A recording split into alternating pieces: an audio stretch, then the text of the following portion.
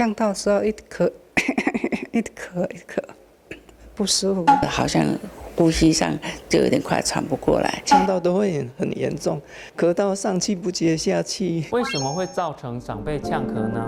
在排除脑中风、帕金森氏症、失智症等等这些神经退化的疾病之后，很有可能就是口腔衰弱哦。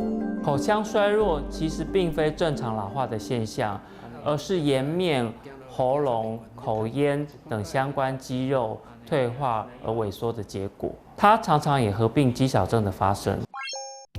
吞咽困难、口腔有异味、牙齿减少、舌头肌力不够、发音困难、讲话不清楚。口腔衰弱往往导致许多老人的不良预后，例如1体重减轻，2营养不良，3容易跌倒，4因为常常呛咳而导致吸入性肺炎，长久下来将导致日常生活品质的丧失，甚至卧床。上述的情况听起来很可怕，但口腔衰弱其实是可以预防的。我们到底要怎么做嘞？